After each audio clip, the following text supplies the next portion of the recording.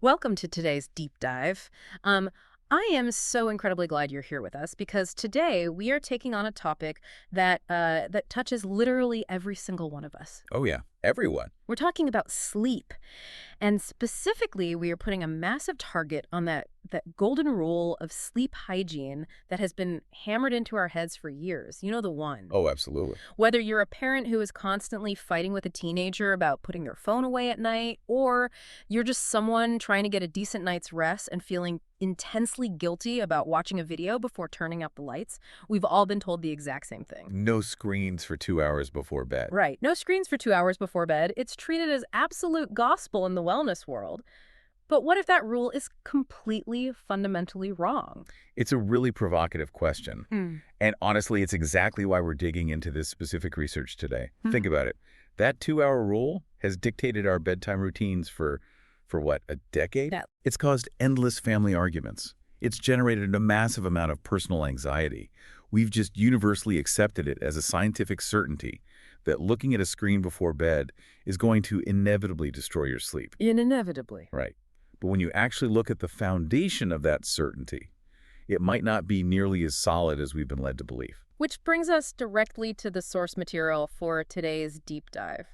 We are looking at a truly groundbreaking study titled Screen Use Dynamics and Adolescent Sleep Health. Such a fascinating paper. It really is. This research was conducted in Dunedin, New Zealand between March and December of 2021. And our mission today is pretty straightforward, but it is going to challenge a lot of what you probably think you know about your own habits. Yeah, be prepared for that. We're going to move past the flawed, self-reported surveys of the past, and we're going to look at hard, objective, undeniable data to find out what really happens to our sleep when we use screens. And more importantly, we're going to figure out how you can apply these genuinely surprising findings to your own life and your own bedtime routines. Right. And to really appreciate why this new study from New Zealand is such a massive deal, we first have to understand the glaring flaw in all the old data, the data that actually led to that 2-hour rule in the first place. The foundation of the gospel. Exactly. For years, the research that told us screen time ruins sleep was largely cross-sectional and questionnaire-based, meaning researchers were basically just taking a single snapshot in time. Okay. They'd hand kids, or adults for that matter, a survey and ask them to estimate how much time they spent on their screens before bed, and then ask them to estimate how well they slept. Which, if you think about it for even a second, is just a deeply flawed way to get accurate information. Deeply flawed. It's like asking a teenager if they clean their room. Right. You ask them, they say, yeah, spotless, and you just write that down on your clipboard without ever actually opening their door to look. That is the perfect analogy. You're getting an answer, sure, but are you getting the truth? Modern screen use is just too complex for a survey. You pick up your phone to check a text, you get distracted by an alert, suddenly you're scrolling a feed. Then you put it down. Right, then you put it down. Then 2 minutes later, you pick it up again to change a song. There is absolutely no way a self-reported questionnaire can accurately capture those rapid-fire micro-interactions. People are notoriously terrible at estimating their own behavior. Especially when it comes to their phones. They really are. Self-reported data simply cannot capture the fragmented complexity of how we actually use our devices today. And the researchers behind this Dunedin study recognized that critical blind spot. They saw the gap. They did. Yeah. They realized that if we're going to advance this field and actually give people accurate health advice that works in the real world, we desperately need objective night-by-night measures. We have to stop asking people what they do, and we have to start observing what they actually do. So how did they do that? Because observing teenagers in their bedrooms before sleep sounds like a logistical nightmare. It is incredibly thorough, and maybe a little bit Big Brother. Yeah, no kidding. But purely for the sake of science, they tracked 79 healthy youths. These participants were aged 11 to 14.9 years old, and the demographic split was about 60% male. Okay. And rather than handing them a piece of paper and asking them to guess their screen time, they used actual video cameras, wearable or stationary video cameras in their environments. Wait, they actually recorded them? Yes. The researchers tracked these 79 youths starting exactly 2 hours before their scheduled bedtime, all the way until what they termed shut-eye time. Shut-eye time. Yeah, which is the exact moment the youth first attempted to go to sleep. And they didn't just do this once. They did it over 4 non-consecutive nights to get a really accurate, varied sample of their typical behavior. I just have to pause and appreciate the sheer scale of the data entry there. Imagine having to comb through hours and hours of video footage of teenagers just hanging out before bed. A monumental task. But I guess that allows them to be incredibly precise about what's actually happening. Exactly. It completely removes the guesswork. The researchers were able to reliably track 8 different types of devices and 10 different types of activities. And they coded all this video data using a very strict protocol that achieved a 0.92 reliability score. Wow, that's high. Very high. In research terms, that basically means there was near-perfect agreement among the researchers on exactly what was happening in the footage. They knew minute by minute what device was in a kid's hand and what they were doing with it. Okay, but knowing what they were looking at is only half the puzzle, right? Right. If the goal is to see how screens affect sleep, how did they measure the actual sleep? Because obviously the cameras shut off at shut-eye time. They didn't just ask them the next morning how they slept, did they? No, they didn't rely on self-reporting for the sleep data either. They paired all of this highly accurate video footage with wrist-worn accelerometers. Like fitness trackers. Essentially, yes. Sophisticated movement trackers that objectively measure actual sleep duration and sleep quality based on physical activity. So you have pristine objective data on the screen use from the cameras and pristine objective data on the sleep from the accelerometers. Okay, let's unpack this, because the findings here completely shattered my assumptions about how this all works. The primary finding is absolutely a paradigm shift. Right. When the researchers analyzed all this objective data on a night-by-night basis, adjusting for variables like whether it was a weekend or a weekday, they found that screen use in the 2 hours before bed had absolutely no association with most measures of sleep health at night. Okay, wait, stop right there. Zero association. Zero. How is that even possible? I feel like I've had it pounded into my head for a decade that the blue light from screens suppresses melatonin, throws off your circadian rhythm, and just generally destroys your sleep architecture. Are you telling me that's not what happened here? It's a crucial distinction.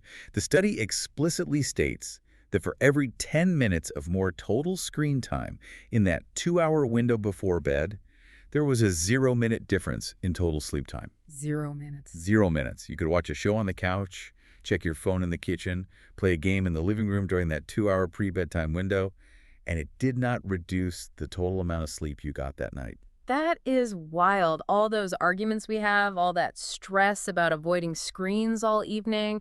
The hard data says it's not actually impacting the total duration of your rest, but surely it does something, right? It can't just be completely neutral. What's fascinating here is the nuance of how the body actually responds to that screen time. You're right, it's not entirely neutral. While the total sleep time wasn't reduced, the researchers did note a distinct effect on when sleep actually began. Okay. All types of screen time in that pre-bed window were associated with delayed sleep onset, meaning it took the participants a little longer to initially fall asleep once they tried. How much longer are we talking? It depended on what they were doing. It was particularly true for interactive screen use, which delayed sleep onset by about 10 minutes for every additional 10 minutes of use. So a 1-to-1 ratio, essentially. Pretty much. But here is the critical takeaway. Once they actually fell asleep, just having looked at a screen earlier in the evening didn't ruin the actual duration or the quality of that sleep.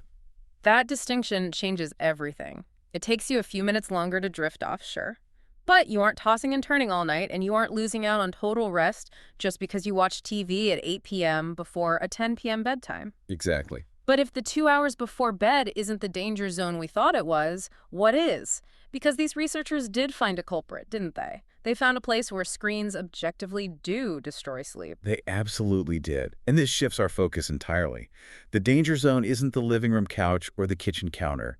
The real danger zone is in bed. Right. And this is where the objective video tracking combined with those wrist accelerometers really pays off. Oh, yeah. Because they could draw a very hard line between using a screen before bed and using a screen in bed. And once the participant was actually in bed, under the covers, the impact of the screens changed dramatically. The numbers here are super clear. Every 10 minutes of additional screen time in bed was associated with 3 minutes of shorter total sleep time. Exactly.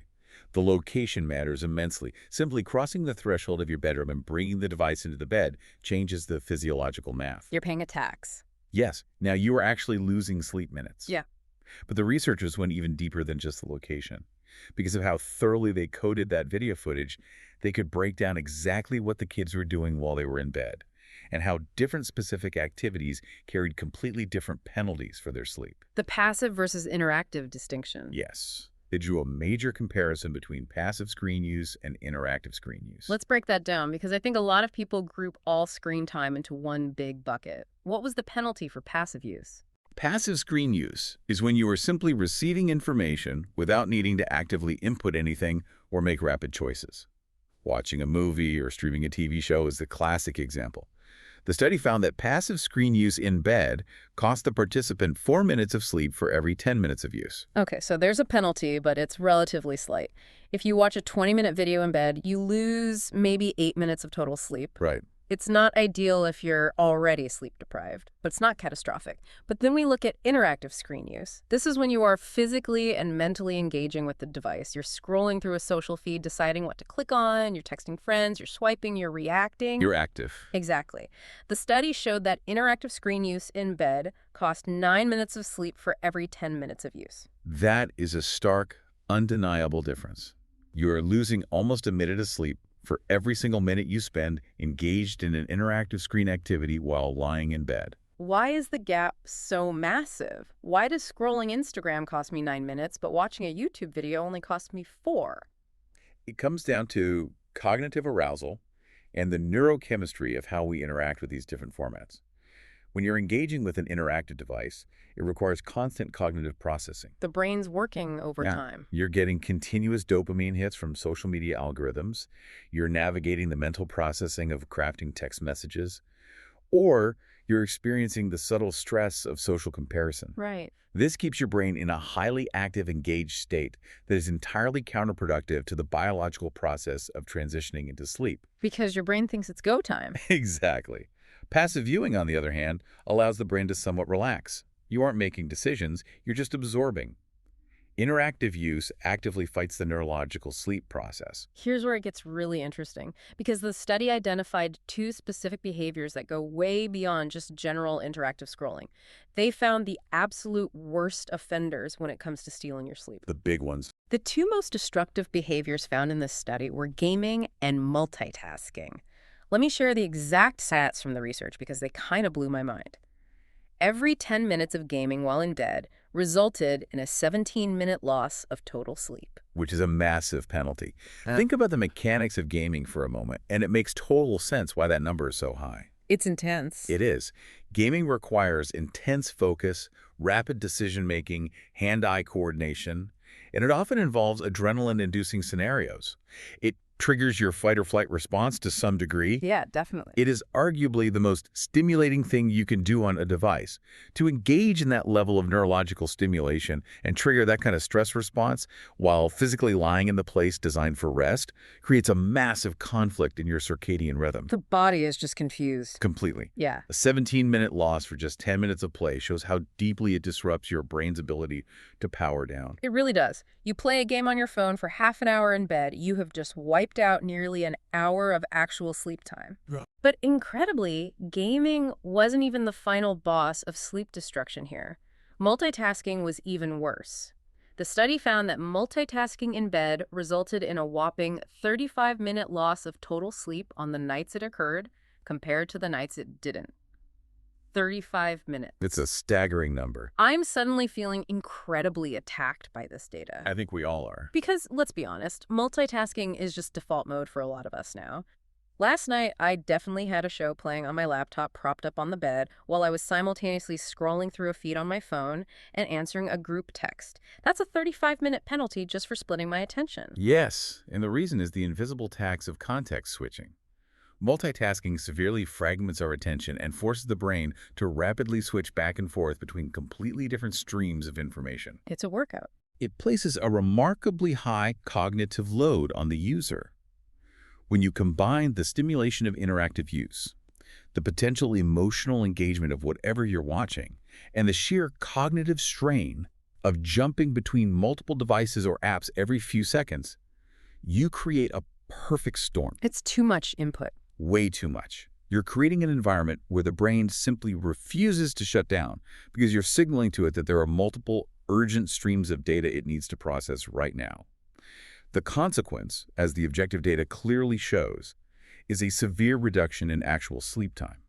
So, what does this all mean? We've gone from the old, rigid rule of ban all screens for 2 hours to finding out that pre-bed screens don't really affect sleep duration at all. But then we discover that in-bed screens absolutely do, especially if you're gaming or juggling multiple apps. Right. How do we take this incredibly detailed, night-by-night objective data and turn it into something we can actually use in our real lives? Because the researchers themselves drew a very clear and honestly very practical conclusion from all of this. They did. And their ultimate conclusion is a breath of fresh air for anyone who has struggled with rigid sleep rules. They explicitly state that the current widespread sleep hygiene recommendation to restrict all screen time before bed seems neither achievable nor appropriate. Neither achievable nor appropriate. The data just doesn't support a blanket ban. That phrase feels like a massive weightlifting. It's science finally acknowledging human reality, banning all screens from 8 p.m. onwards for a modern teenager, or, frankly, a modern adult, is just a recipe for failure and frustration. It really is. It's an unachievable standard that doesn't even have the clinical backing we thought it did. If we connect this to the bigger picture, it means we need to fundamentally shift our strategy. We need to stop fighting a losing, exhausting battle against all evening screens. The constant nagging. Exactly. The stress of trying to enforce a 2-hour total ban in a household might be causing more friction and anxiety than it's actually worth. Instead, we need to focus our energy where the data shows it actually matters. We need to move the boundary line. To the bedroom door. Or specifically the bed itself. We need to create a strict boundary around the bed. The bed must be preserved as a sanctuary for sleep, completely free from the high arousal activities of interactive scrolling, intense gaming, and digital multitasking. Exactly. It's about precision rather than prohibition. Let your kids watch TV in the living room. Let yourself check your email on the couch an hour before bed. The objective data from Dunin says that is fine. Your total sleep time will be fine. Right. But the moment you or your teenager pull the covers back and actually get into bed, that is when the rules have to change. That is when the phone needs to go on the nightstand, the laptop needs to be closed, and the gaming console needs to be turned off. By focusing on the physical environment of the bed rather than some arbitrary timeline on the clock, we actually align our sleep hygiene practices with observed human behavior and objective physiological data. It's a much more targeted, manageable approach to protecting our sleep health in a world that is inherently, unavoidably digital. What a journey this deep dive has been. We started by looking at a rule most of us have just accepted as undisputed fact, the 2-hour pre-bedtime screen ban. We saw how older self-reported survey data led us completely astray, failing to capture the complex reality of modern device use. Totally missed the mark. Then, thanks to the incredible methodology of the 2021 Dunedin study, tracking youths with wearable cameras and wrist accelerometers, we got to see the actual truth. We completely debunked the blanket ban, discovering that pre-bed screens have zero association with a loss of total sleep time.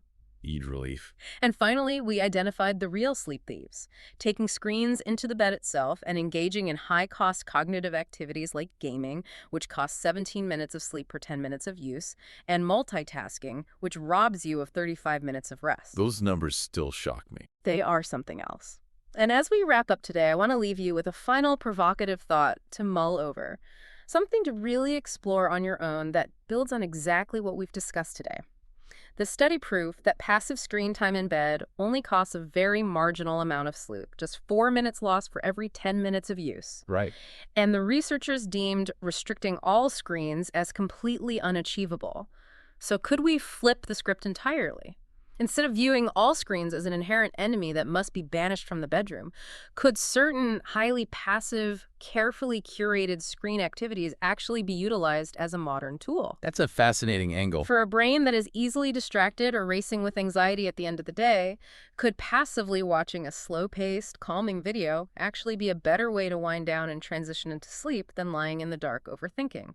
If the penalty is only 4 minutes, is that a trade-off worth making for your own peace of mind? It's definitely worth considering. Something to think about tonight as you get ready for bed.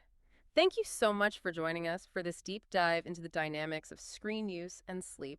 We hope you take these insights, drop the guilt about your evening TV time, and build a routine that actually works for you. Keep those interactive screens out of the bed and have a great night's sleep. We'll see you next time.